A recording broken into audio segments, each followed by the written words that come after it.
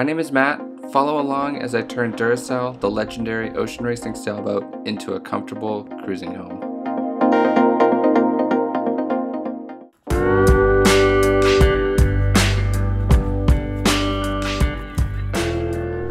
This week I worked on building the kind of the leading edge or the windshield of the doghouse. It's kind of a complex shape, and so it was a little bit difficult for me to put together. It required a lot of grinding and fitting, but I'm really happy with how it turned out.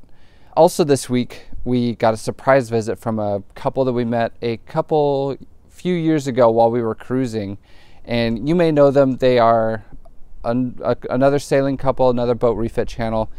And we were really happy to have them come out and visit the project and visit our home here. Thanks again for watching. Enjoy the episode. The windshield that we're putting on Duracell is similar to what we had on our old boat Louise. It is a fixed window in the middle, and then we're planning on 2 opening hatches on either side of it, and this lets a lot of airflow through the boat.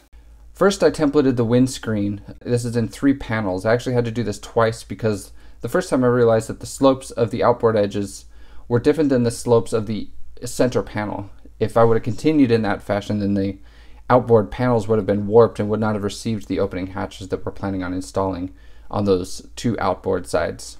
I've templated the windscreen for the doghouse, and I've taken those templates and I've cut out the pieces of foam that will be used to build the windscreen itself. What I'm going to do is vacuum bag the first side of them.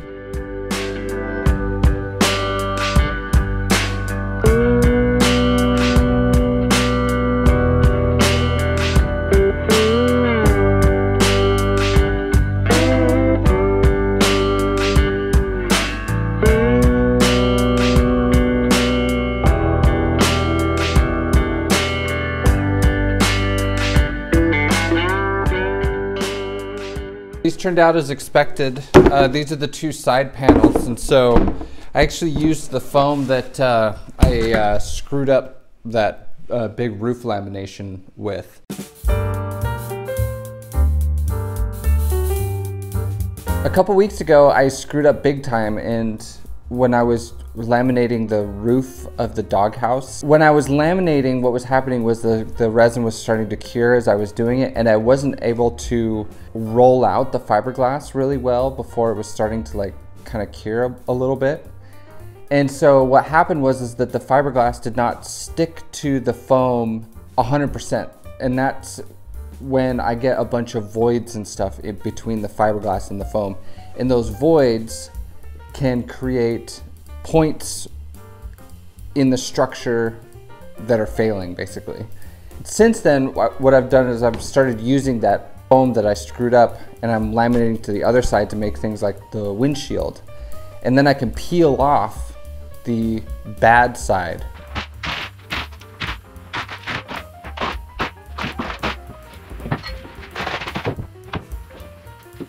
And you can see here after I've peeled this off, that there are all these spots on the foam, and these spots represent where the fiberglass does not stick to the foam, and it's covered with it. There's a whole bunch of spots. Some of them are pretty big, a lot of them are pretty small, but they're everywhere.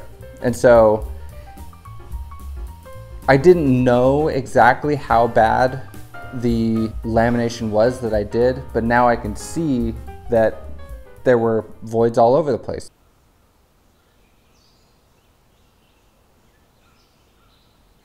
After I peeled off the fiberglass from the green foam, I went and sanded down those imperfections that were all over the green foam from the voids that were left over.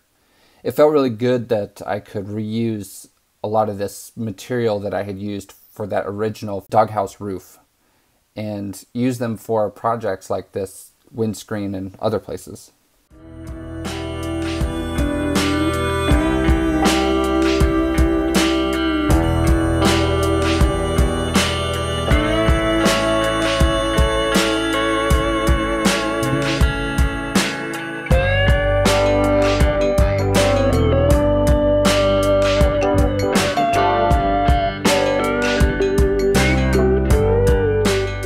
I just slid the roof off of the top of the doghouse.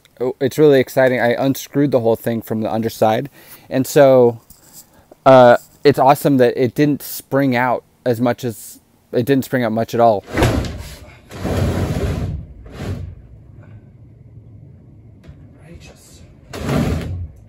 Maybe an inch on both sides, and so it'll be really easy to bend it back down into its shape when it's ready to be permanently installed. And I didn't accidentally glue it to the frame. I was a little bit worried about that because there was a whole bunch of holes in the roof when we went to laminate over the top of it. We filled all the holes with thickened epoxy, but I don't know. You never know. You never know what'll happen. So yeah, it slid off pretty nicely once I got all the screws off. So now I can work on fairing out the top of the windscreen, and not have the doghouse roof in the way. Once they were fit nicely, it was time to sand down the deck and get ready for the big lamination to get these installed.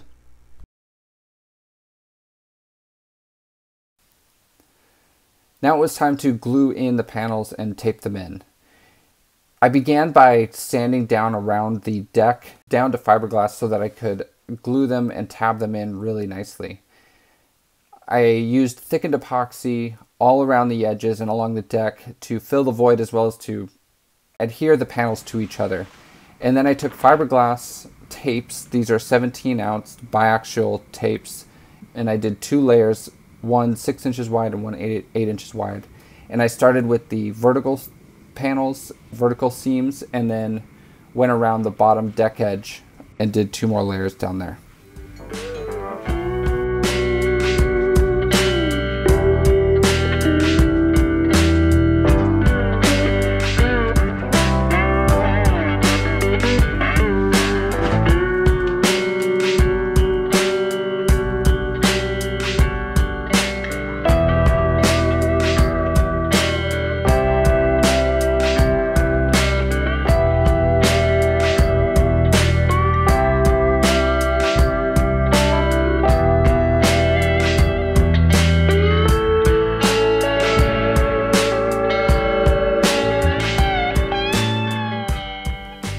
And lastly, just like in all my other projects, I use peel ply to go over the fiberglass, and this just reduces the amount of sanding that I have to do. There will be so much sanding when it comes time to fair this doghouse especially. And so using that peel ply allows me to hopefully have a little bit less sanding to do in the end.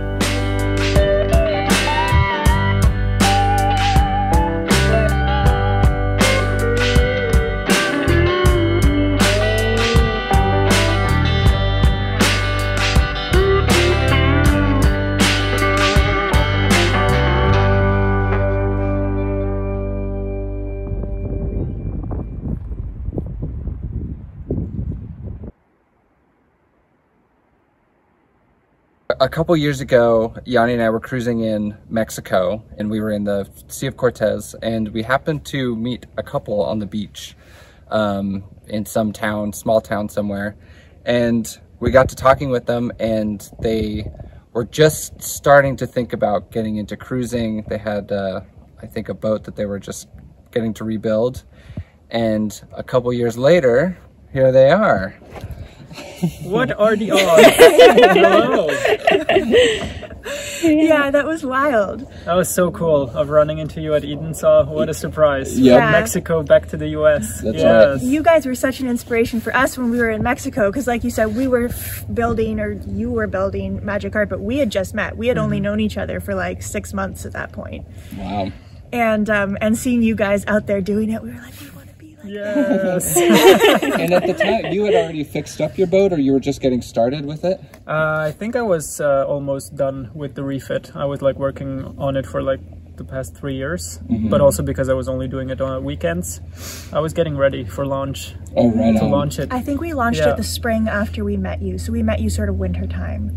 Right. And then we returned back to Europe and we launched it then. And you launched it in Switzerland? Or? Exactly. Right on. Yeah, and then we went down the canals all the way to the Mediterranean, and that was the beginning of our YouTube channel and of our cruise. Yeah, following in your footsteps. And now we're following in your footsteps, hopefully. But yeah, I'm sure our viewers, know Maya and Aladino of Sailing Magic Carpet, but On the off chance you don't, you're in for a treat. Thanks. Thank you. It's very fun seeing you guys, even though your boat choice has been super different than ours. Your path through life has been like kind of similar in the sense that you're refitting a boat, you're doing a YouTube channel, and it's very rewarding for us to get to meet you guys and talk to you, because like not that many people are ridiculous enough to try this. So it's kind of fun speaking to some other people who don't just look at us with perplexed faces. Yeah. Or pity. Or pity. I absolutely vote for that. Yeah. It's been an absolute pleasure. Thanks for having us here. And good job. What a project. Wow. Thank you. I'll be following along very closely. Really good job. Like, this is an insane project. I'm so excited to see where it goes. You've got the skills and the passion and the dedication to make it happen. And I'm stoked to be out on the water after refitting both our boats with huge YouTube channels, exploring the world, making Nat Geo style videos. From a chance encounter in a tiny beach town in Baja 5 years ago, to now, when we are both refitting world cruisers in boat sheds just a stone's throw from each other and documenting it on YouTube, life can be funny like that sometimes.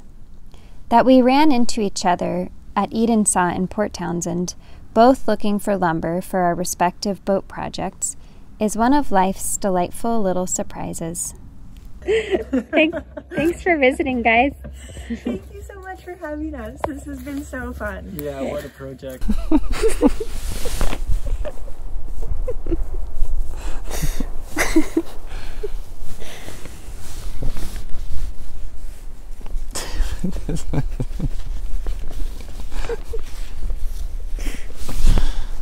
It's gonna take a minute to pass.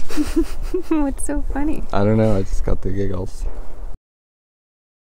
A few new Patreons to thank this week. So first, thank you to SV Ostera. He's a fellow boat tinkerer, sailor, cruiser from the Northeast. So thank you very much.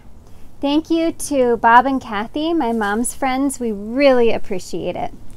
Thank you to Jim, who we got to meet this week. It was really fun to meet you, and we'll look forward to seeing you out here again soon. Thank you to Charles, Natalia, and Eloisa, also my mom's friends and neighbors. We really look forward to sailing Duracell to Portugal one day and visiting you all in your new home. And thanks to the fighter pilot and sailor Perm Dog. We're not really sure where he's from, but thank you very much. And if you want to join the Patreon community, you can head on over to our Patreon page at the Duracell Project. Thanks for watching, and see you next week. Thank you.